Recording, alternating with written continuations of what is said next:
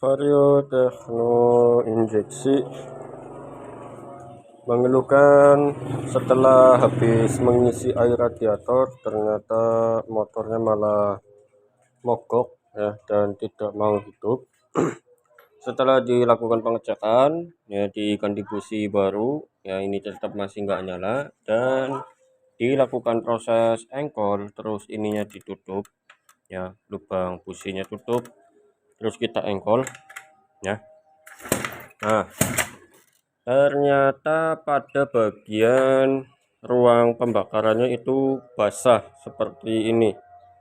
Nah, ini itu biasanya itu diakibatkan karena kehabisan air pendingin, terus pada bagian bloknya itu mulet ya ataupun memuai, terjadi pemuaian. Contohnya seperti ini ya. Di bagian ini itu kan ada lubang saluran untuk air radiator ya, saluran air pendinginnya. Kalau pada bagian ini itu muai ataupun mulet ya, maka akan terjadi kebocoran daripada air radiator itu sendiri menuju ke bagian ruang pembakaran. Makanya tadi ketika saya melakukan engkol dan saya tutup di bagian lubang ini, terus di tangan saya itu basah ya, ada air. Nah, ini berarti sudah dipastikan adanya kebocoran dari bagian ini menuju ke bagian sini, dan itu harus dilakukan pembongkaran ya. Ini orangnya tadi ngeluhnya kayak gitu ya, pas kemarin itu nggak ada mesin mati ataupun mesinnya itu masih normal lah, tetapi setelah dilakukan pengisian air radiator malah mesinnya itu mati ya. Maka sudah dipastikan ada kendala yang semacam itu ya. Di sini basah, busi basah, jadi nggak akan bisa membersihkan bunga api ataupun tidak bisa menghidupkan kendaraan.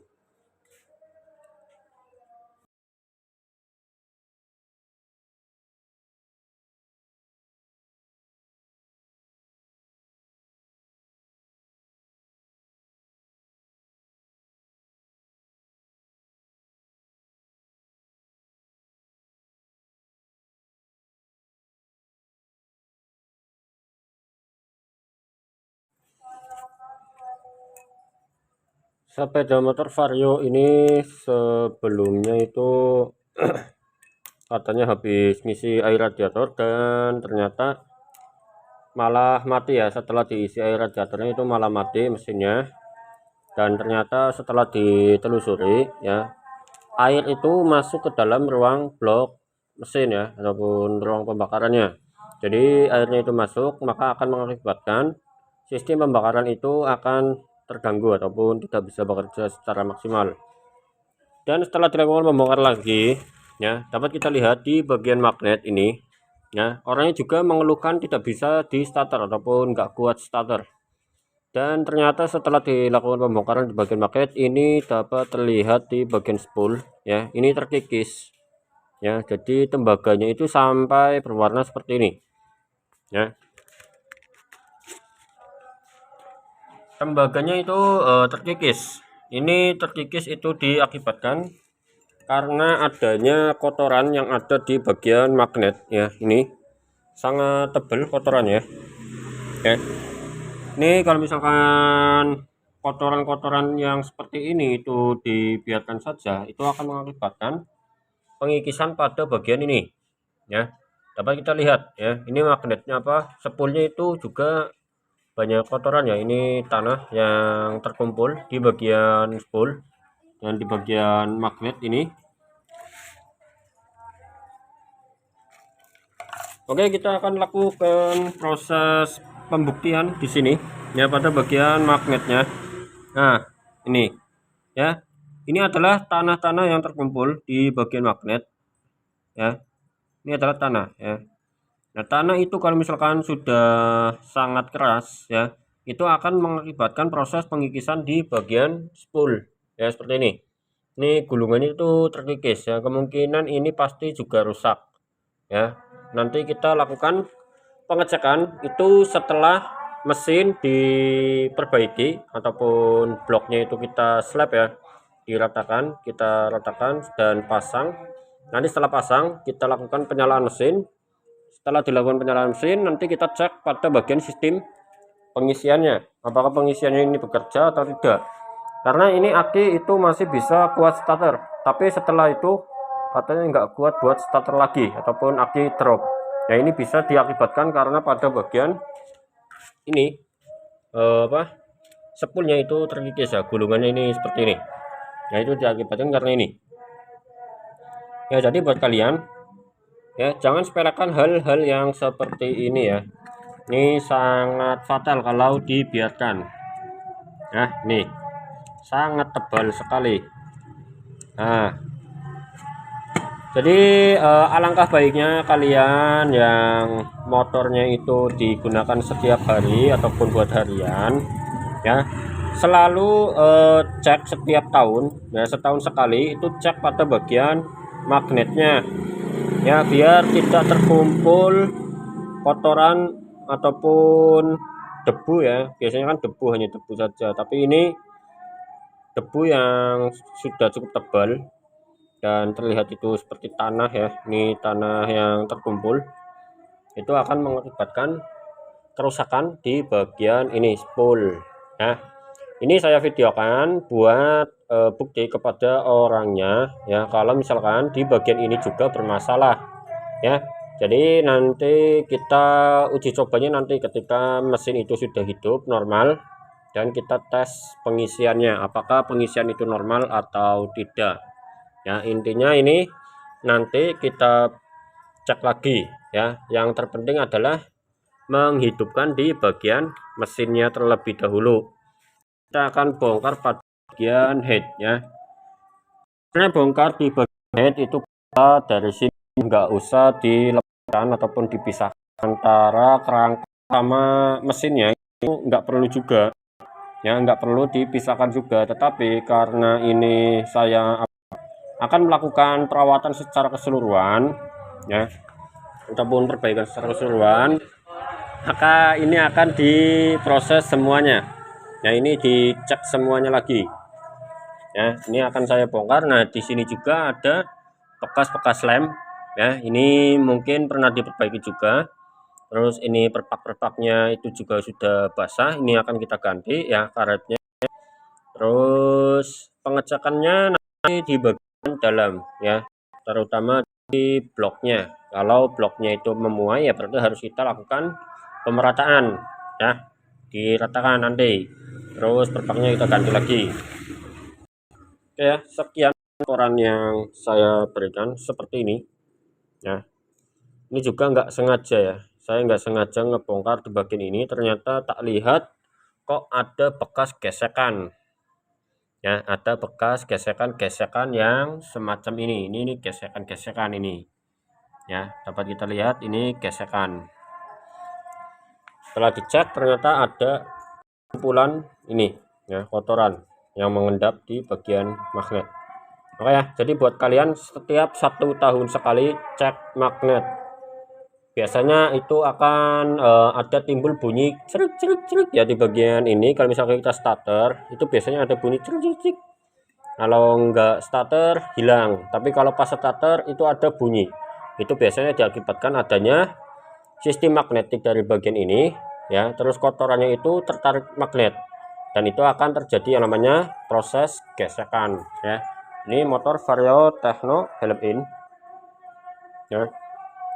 Keluhannya tadi air masuk ke dalam ruang pembakaran dan airnya itu masuk ke knalpot ya. Ini knalpotnya juga basah ini. Nah, ini knalpotnya juga basah ya. Ini basah. Waktu dibuang ataupun dijungkir balikan knalpotnya dari leherannya keluar sudah kan blok itu bermasalah.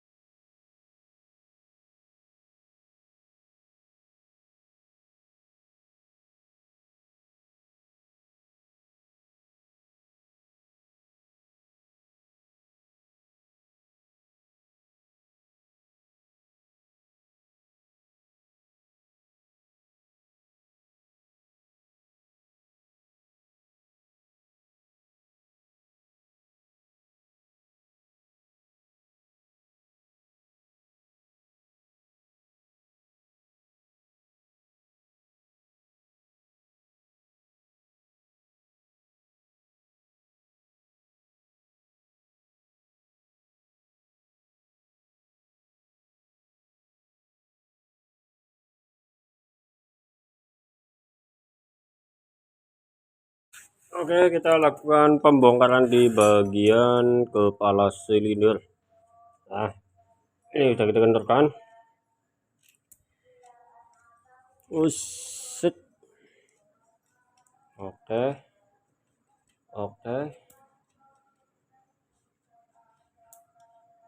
Buat bukti ya. Jadi kita videokan. Dan di sini dapat kita lihat iki koile dicopot sih. Koile dicopot sih yo. Aja lali ndiki koile iku.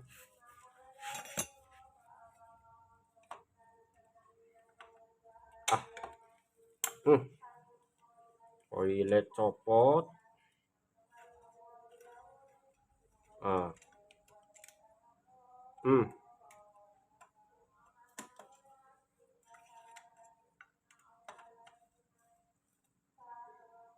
Oke. 1 2. Satu lagi di bagian sebelah. Nah, buat kalian yang bingung, biar pada saat pemasang itu enggak membingungkan, nanti baut-bautnya itu bisa kalian tancapkan lagi di kedudukannya. Nah, ini nih baut-baut dipasangkan lagi di sini. Nah, bautnya pasang-pasangkan lagi. Nah, biar nggak bingung panjang pendeknya. Ini dipasangkan lagi. Ini buat pemula. Nah, ini buat pemula. Pasangkan lagi seperti ini. Nah, pokoknya jarak antara baut dengan ini itu 1 cm ya, antara drat sama yang buat masuknya itu 1 cm. Sekarang kita lepas. Nah, ini soketan kita lepas juga ini. Nah, ini soketan tercopot. Udah. Oke, tinggal kita cek. Cek.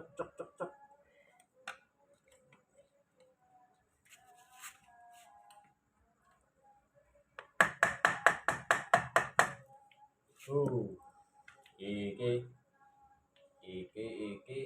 Iya.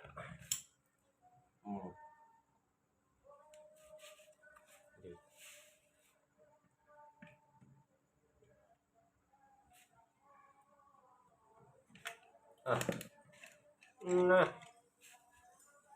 iya.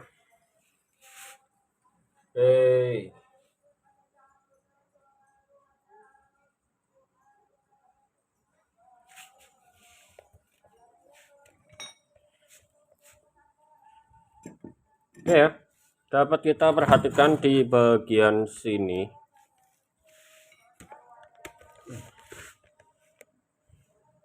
Ya, di bagian ini tuh basah dan terlihat ya di area-area ini itu adalah bekas-bekas dari hasil sisa pembakaran ya. Jadi waktu di sini itu enggak ada airnya, maka pembakaran itu bisa terjadi ya, karena tidak ada air yang masuk ke dalam ruang pembakaran. Nah, ketika tadi kendaraan ini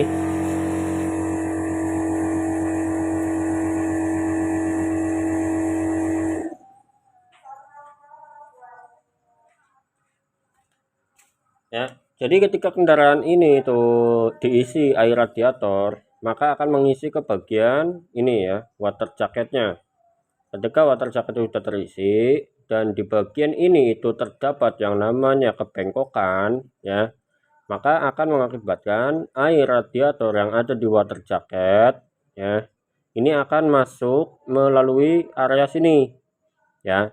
Pokoknya yang bengkok yang di daerah mana ya, pokoknya ada di bagian sini, antara ini sama ini ya, ataupun sini ya, tergantung yang bengkok itu yang mana. Pokoknya masuklah air itu ke dalam ruang pembakaran.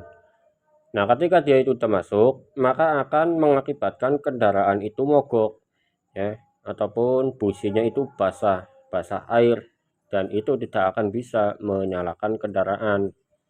Ya, jadi ini sebelumnya itu kendaraan itu nggak ada airnya ini mungkin, ya, sudah dipastikan nggak ada air radiator, ya, terus kendaraannya itu nyala, dan setelah diisi air radiator malah motornya mogok.